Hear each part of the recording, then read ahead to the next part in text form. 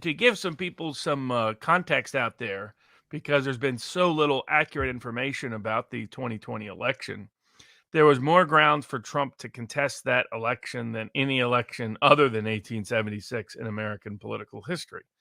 I know about what issues were in Georgia because I was there on the ground. About 90% of the election contest President Trump filed there.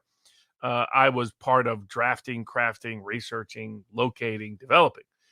And that election, the Trump only filed one election contest. One of the media narratives out there is, oh, there were 60 lawsuits and they're all dismissed and they're all found to have no merit.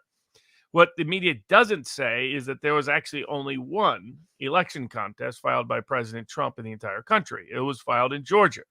By law, the court had to hear the case within 10 days, had to schedule it within 5 days. They never did. The same Fulton County Superior Court system in control over this criminal indictment, though it's currently in federal court for reasons we'll get into, is the same courthouse that flagrantly violated its own oaths and its own law to make sure that Trump's election contest never saw the light of day. And they went up to the Georgia Court of Appeals, Georgia Supreme Court. They played games. They said, go to the other court. No, go over here. No, go back over here. No, go back over here. All of that nonsense. So he never got a hearing. And so after January 6th, it was dismissed because it was moot by that point. And so in fact, the only real election contest President Trump ever brought was never heard on the merits by anybody, anywhere, any place, anytime. The nature of the allegations in that complaint were verified. And for those who don't know what that means, a verified petition under Georgia law means the lawyer and the people signing it are swearing under penalty of perjury that it is true. Of note, and it was attached with 425 pages of sworn affidavits from detailed data documents, survey evidence, identification evidence, and personal testimony. Of note, because I was curious with the indictment where they would go, there is no, if any of those people told one lie, then they would have been, you can guarantee, indicted for perjury as part of that indictment. The Georgia indictment doesn't say boo about the election contest. It doesn't allege that a single person made a single false statement or a single false allegation in that entire election contest. It pretends that election contest, like the media, like even Elon Musk's ex, who did compliment you guys for your excellent work recently, his community notes people didn't even know the Georgia election contest existed because they challenged me challenging Governor Kemp, who was lying about what took place in Georgia. Because they don't know, because so many people don't know. It all got swept out in the Dominion and German servers and Venezuelan software. And, the deep state planted evidence within the Flynn camp to get to Sidney Powell, to sucker her. Dominion was one big fat red herring. I hate machines running elections, just to be clear. I don't know why we can't do it. I remember watching Brexit Live. I was betting on Brexit Live when they were taking the ballots out and they took the box out and everybody's watching and they're counting the ballots. I was like, why can't we have paper ballots? Why can't we have basic voter identification? Why can't we just have one election day rather than months and months of election days? The Constitution says election day. It doesn't say election days, weeks, months, years. But in the United States, we don't have meaningful voter identification most places. People can vote from, months in advance. People can vote by mail as well as in person.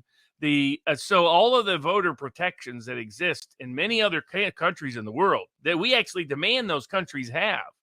I mean, Russia's elections for Putin were far cleaner than the American 2020 election was. There's no comparison whatsoever. There was broader ballot access. More people made the presidential ballot in Russia than made it in the United States. Same in Iran, by the way. Now Iran kept out some other people, but that's another story for another day. But the U.S. election process is more contaminated, less reliable by any independent indicia that we ourselves and the OECD impose on the world for international voting standards. The election contest Trump brought in Georgia cited international election standards as its basis of doing so in part. And what were the issues? Well, one, who voted. So in America, the U.S. Constitution says the legislature sets the rules by which the president is elected. It happens through the Electoral College, which a lot of people get confused at. Because if you're not familiar with American law, you're like, well, you're really not voting for the president. You're actually voting for electors who can then vote for the president. But it's relevant here because in 2016, the media, celebrities, and the Democratic Party conspired to get electors to vote against who the people told them to vote for, which apparently now is one big massive crime. So, waiting on Hillary to get indicted to the locals question. But you'll be waiting a while, as we'll be getting into with what's been happening in the Hunter Biden case here in a bit. But the issues, for those that don't know what happened in Georgia, people who are not qualified to vote under the rules set by the state legislature, which are the constitutional rules under the U.S. Constitution, including people who are too young, people who were not registered at their residence. Under Georgia, you could only vote if you were registered at your habitation. So you couldn't be registered at a parking lot. You couldn't be registered at a post office box. You couldn't change your registration between counties, least of all between states, before you voted, unless you did so at least 30 days before the election day. So you had to vote from you had to be registered at your residence in order to vote. You couldn't be you couldn't be felons who had not yet served your sentence. You could not have voted in another state. And you could not live in another state, be a legal resident of another state. Well, in those 5 categories, there are over 100,000 people whose ballots they counted who were one of those categories, including more than 10,000 who fit my favorite category, people who had died before they voted. We had not only live witnesses. People said, my dad died 4 days before they say he voted. He didn't vote. We had the obituaries printed in the newspaper from 3 days before. That was probably what triggered them to think, hey, we got another one. I think they used obituaries to say, let's send in a mail-in vote for George. He just died 3 days ago, and make sure he votes the right way. Always reminds me of the Chicago joke where they're out organizing voter registration drive. And finally, this young kid looks to the old man. And he says, do we have to keep doing this? And as the old man looks around and says, would you here deny any of these good people the right to vote as they stand in the middle of a cemetery? That's the way that voting went. So we had documentary proof of it. The second issue was whether people cast a ballot in a constitutionally permissible way. In other words, according to the rules set by the state legislature. Well, for a mail-in ballot to count in Georgia, your signature had to match your signature on your voter registration card. We had evidence that more than 100,000 votes were cast whose signatures didn't match. And in some of these cases, it was egregious. It was people whose signatures were like a flat line. I mean, people who suddenly decided to print rather than cursive. This was not, they outsourced the fraud. So it wasn't going to be the most sophisticated set of criminals. Like the people they caught in Muskegon, Michigan. I knew about that on January 6th, that Barr had covered that up. People who were doing fake voter registrations in order to be able to send in fake ballots. It was actually a DA, one of the U.S. attorneys involved who quashed the case, was up to become a federal judge, and Barr was wanting to protect him and thus covered everything up at the time. Barr himself has been lying to the world now for years about what he knew and didn't know about the 2020 election. And so, but the method by which people voted was all you have to show legally, you don't show fraud in America. You just have to show there are more ballots in dispute than the margin of victory. You don't have to prove who they would have voted for. You don't have to prove any of that. The remedy is not that Trump is declared winner. The remedy is you do another election. Mm-hmm. And this was the remedy requested in Georgia because the argument was, look, you're holding another election on January 6th anyway. Mm-hmm. You're doing an election for the Senate runoff. Just add a presidential runoff because there's disputes about what happened. But then the third category also counts, which is whether ballots were counted or canvassed correctly. And here there were 3 sets of issues. One was the Secretary of State had unsolicited, and again in violation of state law, mass mailed ballots all across the state of Georgia. Just there were people who got 3 ballots, 4 ballots, 5 ballots. I mean, it was ridiculous. He did this. He's Ratburger, as I like to call him, the Secretary of State there, who, by the way, his key assistant, who was telling everybody there was no fraud. It turned out somebody was illegally voting from that guy's own house. That's how bad it was. He didn't even know it.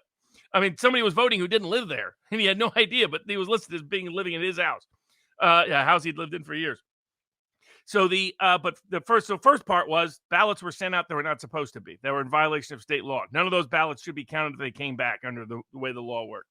Second problem was when you canvass the ballots is when in America, what happens is you get those absentee ballots, and you're supposed to have a party observer present. We've imposed this, by the way, on the whole rest of the world.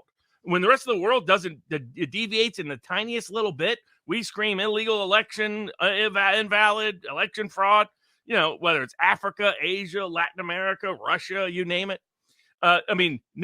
Every U.S. election has been worse than every Russian election with Putin. just by any independent by the West's own legal standards. Because the Russian elections actually had independent third-party observers there at key points throughout the entire election process. That did not happen in Georgia. Party observers are supposed to be there during the canvassing, which is when you get the mail-in ballot, the ballot's inside the envelope. You let the party observer watch as you signature match check.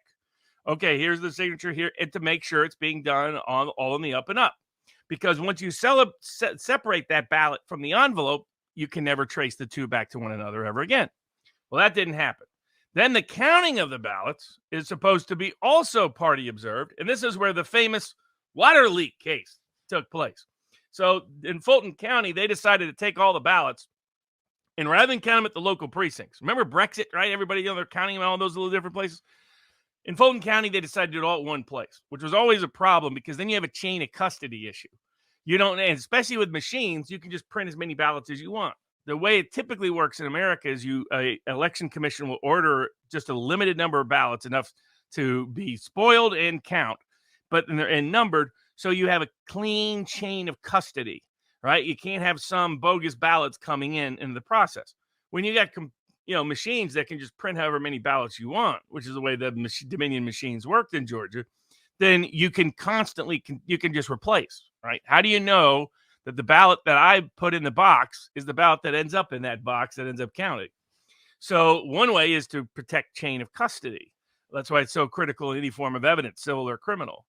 The chain of custody was completely broken at multiple stages by having machines involved, number one. Two, by how they managed the machines and how ballots were printed for them. We had whistleblowers that said they were just printing all kinds of ballots, and God knows what happened to them and where they ended up and where they got shipped out for other ballots. And then the having one location. But even there, they said, hey, this is for convenience. All of a sudden, late at night, after Trump is up so much in Georgia that the New York Times' own Nate Cohn says there's not enough room for Biden to come back. He has that little, whatever you call it, little thermometer, if you will, that basically had Trump almost no chance he could lose Georgia. Because Georgia was publicly reporting there were too few ballots left for Biden to even catch up. That's when all of a sudden, like it's happened in other states, they stopped counting in Georgia. And in Georgia, the excuse was there had been a pipe burst at the Fulton County facility, and they had to clean up the water. So everybody had to go home. They told all the party observers, go home, don't worry about it. Within an hour, nobody's ever able to find this pipe burst, number one. The Zero Hedge made the joke that when the indictment was leaked by an undisclosed pipe burst, when the Georgia indictment illegally, because it was so bad, the clerk printed the indictment before the grand jury had even heard the indictment in Georgia. For those that don't know, they're still running circles around how that happened. It tells what complete crock it is. But they told all the Republican Party observers and all the other party observers to go home. And an hour after they were gone is when the videotape later was discovered, where they were pulling out ballots out of buckets and started counting with nobody watching. By law in Georgia, all those ballots are supposed to not count. It doesn't matter if it was fraud, not fraud. It's a prophylactic rule to deter this kind of illegal behavior. All of those issues by themselves had more than the 13,000 vote margin that the state had declared in favor of Biden, by a ratio of, in many cases, 10-fold or 20-fold. So this is why had his election contest been heard, Trump would have won it, and they would have said Trump won Georgia. That's why even the court system and the defendants knew about it, and the governor knew about it. That's why they never allowed any hearing or trial on the merits.